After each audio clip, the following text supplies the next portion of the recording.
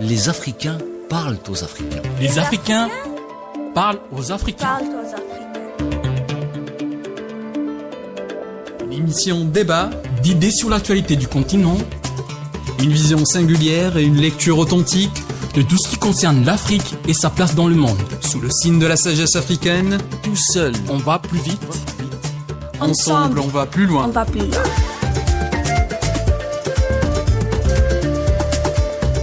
Bonjour et bienvenue dans votre émission de débat sur ce qui a concerné et ce qui concerne l'Afrique. Bienvenue dans Les Africains parlent aux Africains.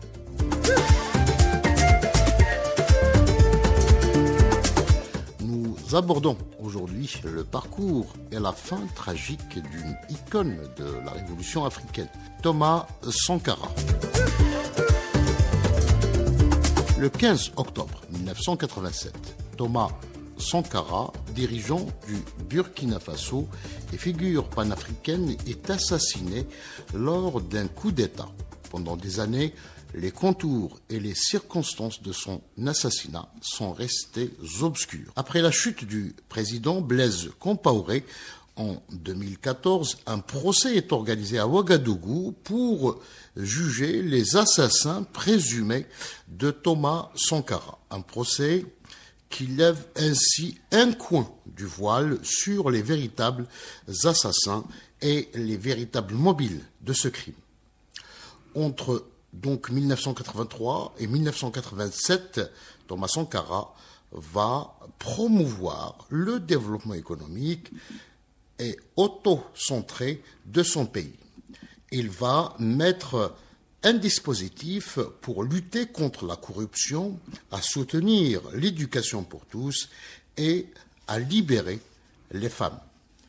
Thomas Sankara va œuvrer également à dénoncer la dette et le diktat des institutions financières internationales en juillet 1987 à la tribune de l'Organisation de l'Union africaine. Tout un symbole.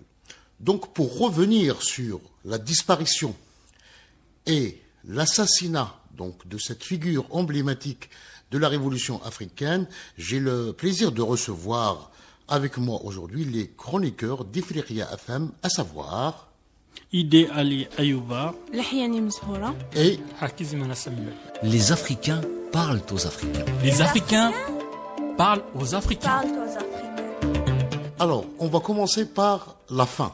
Cette fin tragique qui a été réservée donc à cet homme volontariste et qui rêvait donc d'un développement de son pays d'abord, mais aussi du développement de tout le continent africain, Thomas Sankara, qui sera donc assassiné le 15 octobre 1987.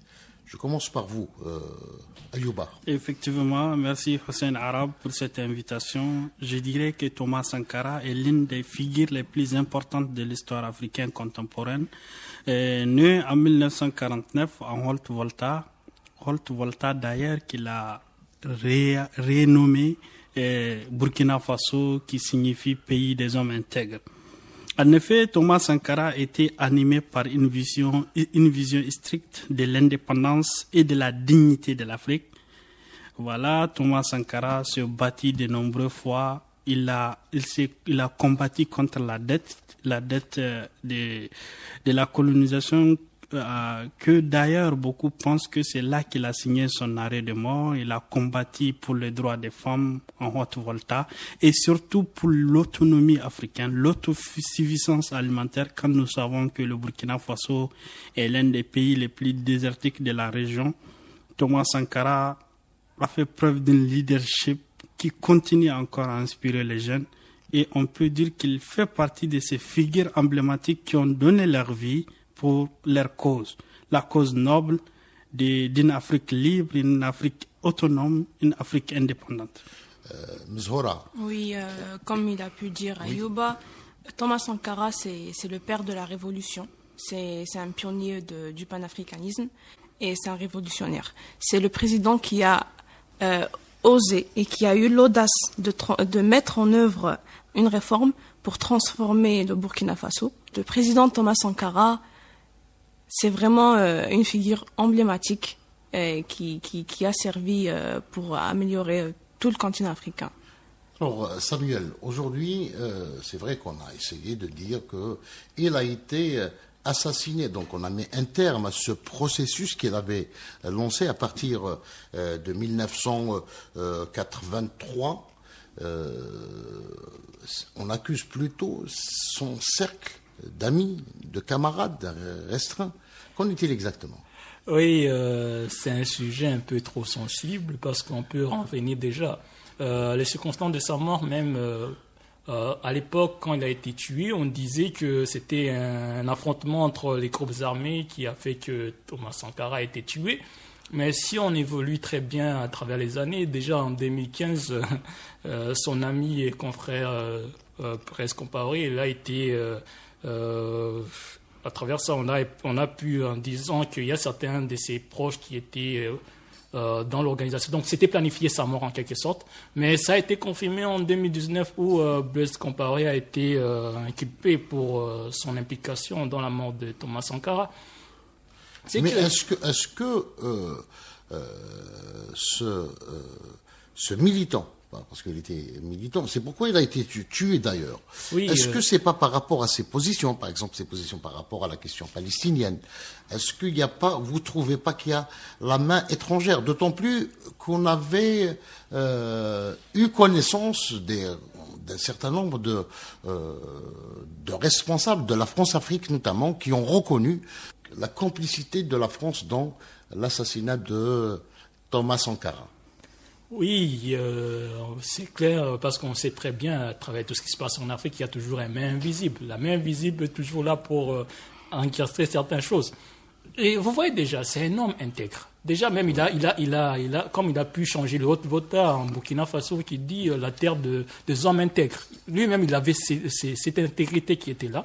Et il avait une vision pour l'Afrique. Et non seulement ça, si on regarde à travers ses visions, on peut déjà comprendre que ça va gêner beaucoup de personnes. Parce qu'il prônait l'autonomie et la souveraineté du continent africain.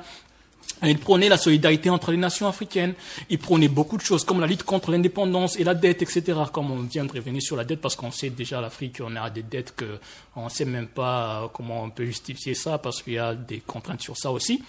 C'est une personne qui osait dire ce que les autres n'osaient pas dire. Juste pour rajouter quelque chose sur ça, c'est que même dans une des conférences qu'il a animées, il y avait le Mitterrand qui lui a dit qu'il dérangeait quand même. Donc là, on savait que déjà, pour répondre à cette question, il faut déjà savoir à qui profite le crime, tout simplement. À qui profite le crime?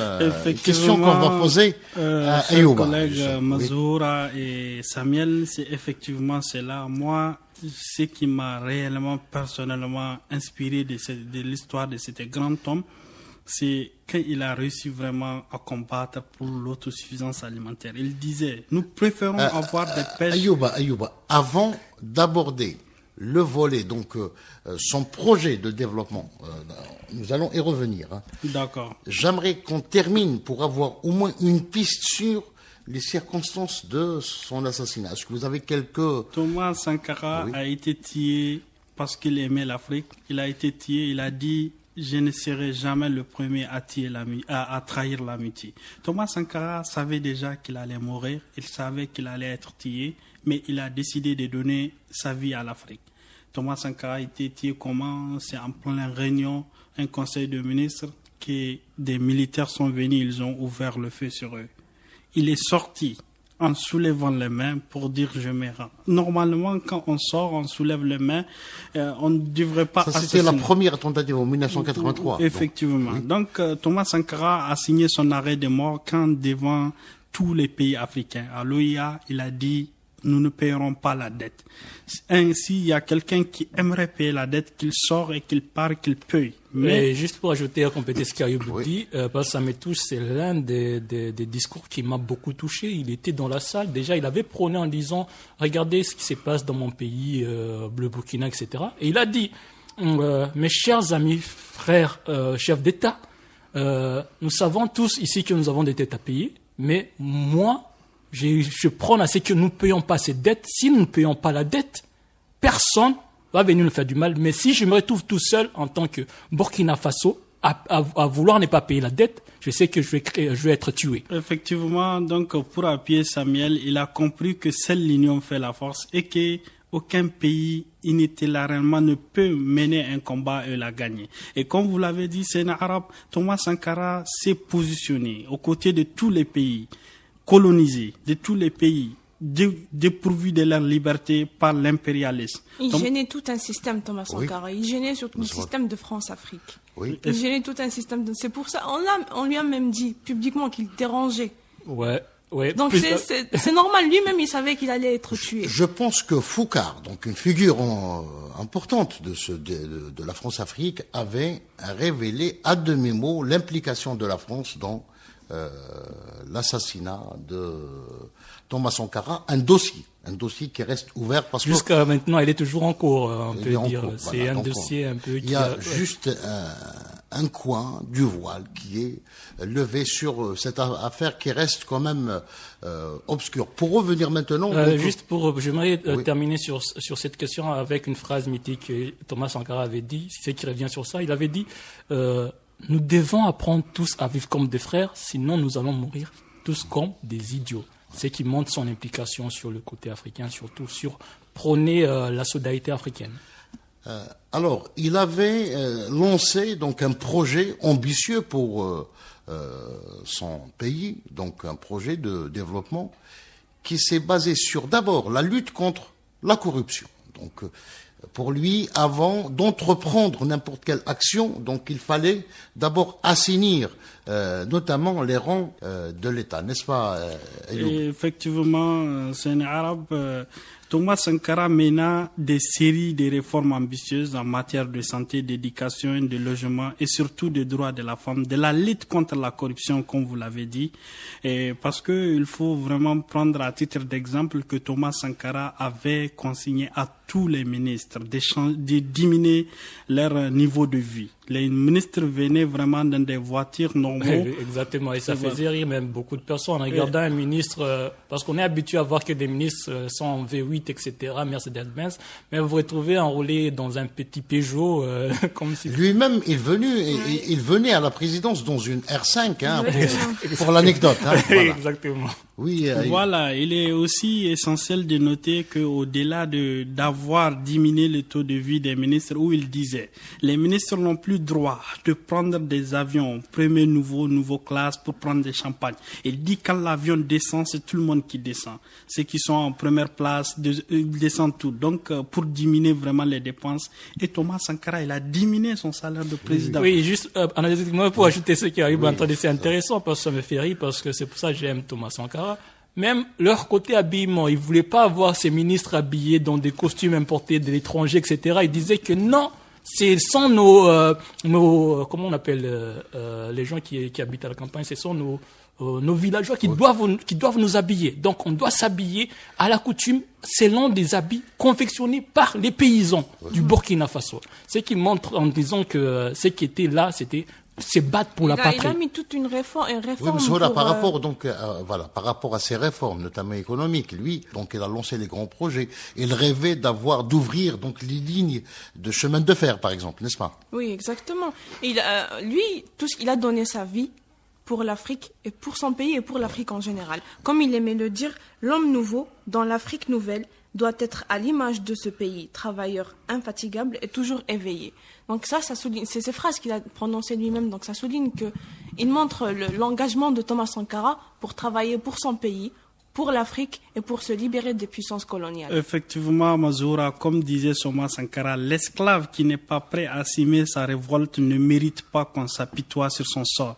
Thomas Sankara l'avait dit, parce que Thomas Sankara était prêt à assumer cette révolte, il était audacieux, il s'est donné. Et à un moment, c'est à ce moment-là que la France-Afrique est dans toute sa puissance. Mais Thomas Sankara a affronté tout un système et s'est allié à tous les panafricanistes de l'époque, à savoir Kadhafi, à savoir Sékou, à tous les grands panafricanistes. Oui. Au-delà de l'Afrique, il a chercher un écho pour ses idées pour vraiment réussir. Oui, Ayoub, juste pour t'appuyer sur ce que tu es en train de dire, vous savez ce qu'il a fait comme des actions. Il a nationalisé des terres et des industries. Imaginez les terres et des industries qui appartenaient à certains colonisateurs et tout. Il a nationalisé ça parce que pour lui c'était primordial.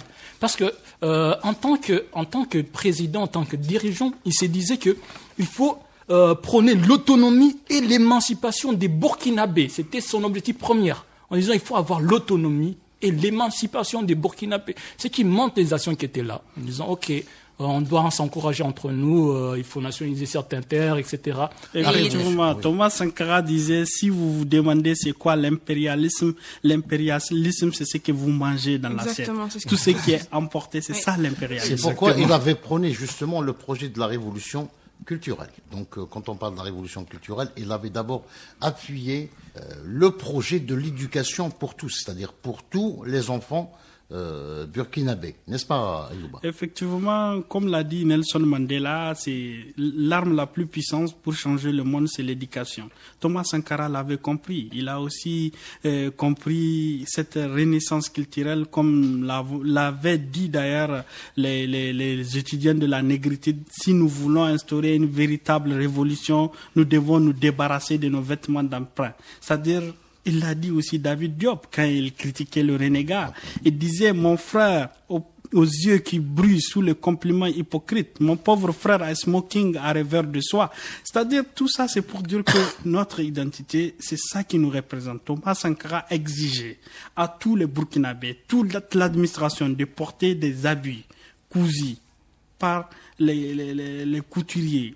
Les petits paysans. Voilà, pour les porter dans l'administration. C'est-à-dire l'administration n'est plus une administration de costumes, de smoking, de jeans. Non, maintenant c'est une administration culturelle où Thomas Sankara, il partait partout. Quand il est parti, il disait... je suis habillé aujourd'hui par mes paysans. Il était fier même de le dire au devant de tout le monde en disant, regardez mes chers confrères, aujourd'hui je suis habillé parce que je suis habillé par des paysans burkinabés et tout ma délégation aussi nous sommes habillés par des paysans burkinabés. Il incitait même en disant, je fais pas la pub, mais il faut venir voir et tout.